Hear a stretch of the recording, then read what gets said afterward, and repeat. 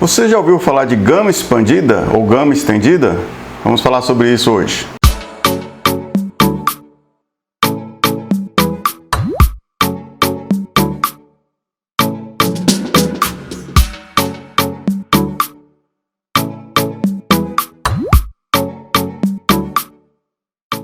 Olá pessoal, meu nome é Fernando Kanizawa. Estamos aqui mais uma vez no nosso Flexografia Descomplicada, hoje para falar sobre a gama expandida ou gama estendida, né? Como queiram chamá-la, é a mesma coisa, né? Bom, a gama expandida ela é a aplicação, é um novo recurso, né? Uma aplicação, além das 4 cores de cromia, cian, magenta, amarelo e preto, agora também com a tinta com mais 3 pantones, o verde, o laranja e o violeta, né? Então você vai ter o nosso gama de cores, né? No vídeo anterior a gente falava sobre gama de cores, o vídeo que a gente falava de gerenciamento de cores, a gente falava muito sobre o gama, né? O gamut, o espaço de cores que você pode atingir no seu equipamento de impressão.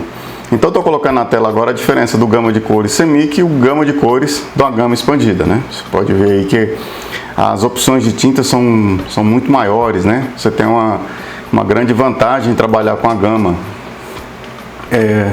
E essa aplicação também ela não é tão simples assim, né? Ela requer efetivamente um controle bastante preciso do processo, né? Não só da impressão também. Lógico, né? Tem que ter ali uma padronização efetiva realmente de anilox, uma padronização de dupla face, uma padronização de tintas, né? Os pantones também é uma linha especial dos fabricantes de tinta, dos fornecedores de tinta, não é qualquer pantone que você vai colocar, e também tem que ter essa padronização. Você imagina, você tinha no CMYK você tem que controlar 4 cores mais o branco, nessa aqui você tem que controlar 7 cores mais o branco. Então a padronização é fundamental, né? Fundamental. Alguns convertedores que adotaram a gama expandida reservaram até um equipamento só para mexer com isso. Então foi colocado as 7 cores lá e só troca as camisas dos clichês, né? A clichêria também que vai fazer esses clichês não pode ser qualquer clichêria, tem que ser uma clichêria realmente que tenha controle de processo interno. Desde a calibração dos hips, né, do controle das luzes também, parece até uma bobagem, né, mas aquelas luzes que é utilizada na gravação, ela tem vida útil, ela tem a quantidade de horas exata lá, que não pode ultrapassar, senão você vai ter problema não só com os pontos, vai ter problema também com as microtexturas que a gente aplica, né? Então tem que ser uma clichêria realmente que tenha controle de processo, não é qualquer clichêria, além de ter que ter as ferramentas para isso, né? Então hoje não só quem imprime, mas quem consegue fazer também, fornecer esses clichês, não são muitas empresas, né? Então tem que é um grupo, atualmente é um grupo até meio seleto disso aí, e obviamente é possível, muitas empresas que não têm fazer, claro, né? Mas realmente tem que ter um controle bastante grande sobre isso aí. O processo é o mesmo, né? O processo de gama para atingir um perfil de gama é basicamente o mesmo que eu falei no vídeo anterior de gerenciamento de cores, né? Vou colocar o link dele ou vai estar aqui embaixo ou vai estar aqui em cima, dependendo da sua rede social, para você entender um pouco melhor sobre isso, né? Eu estou colocando agora na tela aqui um modelo, né, de test form para a gente tirar o perfil de gama. É basicamente a mesma coisa, só que vai mudar. Em vez de estar controlando 4 cores, está controlando 7 cores mais o branco, né? Ali então é feito um perfil de cores também, né? Um perfil de cores, é o perfil ICC para o monitor, né? E um perfil de cores para a impressão de prova. E ali você consegue, além desse perfil, de você ver na tela o que você consegue, né? Estou colocando algumas imagens aqui, essa imagem desse hambúrguer, por exemplo. Vou colocar aqui o CMYK primeiro para você ver a imagem CMYK, no monitor, talvez aí no seu monitor não vai ver tanta diferença, né? Mas você dá para ter uma noção bastante boa sobre isso. Então esse hambúrguer, essa imagem desse hambúrguer no CMYK e agora colocando essa imagem desse hambúrguer na gama expandida, né? Então você tem aí, pode ver que tem um contraste muito maior no pão, no alface, né? Enfim, a imagem por si só ela tem um contraste muito melhor, muito mais bonito. Isso impresso ficou espetacular, né? Ficou muito bom. Além de tudo, você consegue simular mais pantones, né? Como você agora tem 7 cores para combinar, você também consegue simular mais pantones. Então essas ferramentas de gama, ela fornece uma tabela de pantones também que você consegue simular. Eu estou colocando na tela aí um pedacinho dela, para você ver, né, vocês entenderem. Então tem o nome do Pantone, a composição dele, né, ali tem o LHB também, e o delta dele, né, se ele vai chegar muito próximo ou não. E isso depende muito da empresa, de empresa para empresa, né, de repente um Pantone desse que eu estou colocando aqui, nessa empresa deu um delta alto, mas na sua vai dar um delta mais baixo, né, isso depende, não quer dizer que está certo ou está errado, depende de uma série de fatores, né. Bom, as pessoas me perguntam muito sobre as impressoras para fazer essa gama, né, trabalhar essa gama. De fato, tem que ser uma impressora que tem um encaixe mais fino mesmo, né, porque você tem aí um controle, imagina, né, você tem, agora são 7 cores encaixando, né, então não são mais 4, são 7 cores mais o branco. O branco geralmente é um chapado, mas são 7 cores encaixando, combinando. Então, o encaixe realmente tem que ser um encaixe bastante fino, né? Não pode ser qualquer impressora para fazer. Lógico que é possível fazer, lógico, as pessoas podem falar, engrenada é possível fazer? Sim, é possível, né? Eu tenho contato com empresas aí que com impressora engrenada faz impressão até melhor que muito gearless, né? Então, vai muito do piloto também. Mas a importância desse controle, né? Desse controle, no meu entender, eu vejo que o controle do processo é até mais fundamental, né? Que é propriamente o equipamento. Lógico, tem que ter equipamento bom, né? Também não vai pegar uma máquina muito ruim, né? Para poder rodar. Mas o controle é fundamental nesse caso, né? Tem uma impressora boa, equipamento bom e tem um controle também bacana sobre isso aí. Como disse, tanto da clicheria quanto da empresa. Da clicheria, não estou aqui, né, puxando sardinha para o lado de ninguém, mas da clicheria o risco de dar problema é um pouco menor, né? Consideravelmente menor, aliás. Porque é tudo digital, né? Fez o perfil, mediu, e desde que tenha lá o controle, como eu disse, as coisas devem acontecer de forma bastante normal, vamos assim dizer, né? Para a clicheria isso é eletrônica. Para a empresa é um pouco mais crítico, né? Que tem a variação de tinta, né? A maioria das empresas não são climatizadas, então pode ter variação de tinta. O anilox pode estar mais gasto, né? Enfim, pode estar entupido, então pode dar problema nesse sentido, mas por isso que a importância do controle de processo, isso é fundamental.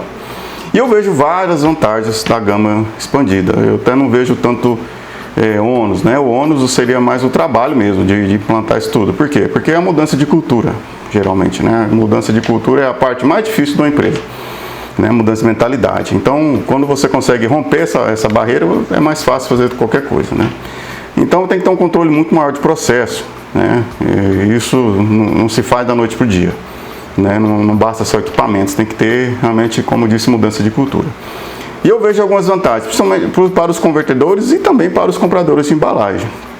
Para os convertedores, eu vejo assim, a principal vantagem nesse caso é a diminuição do setup de máquina, né? Porque você está colocando aí 7 cores, o branco, e digamos, se você tem uma sequência de produtos de gama expandida, você consegue só trocar as camisas, né? Não precisa balancear a tinta, trocar a tinta, lavar a banheira, fazer nada, né? Só trocar realmente as camisas e o filme e começar e continuar rodando.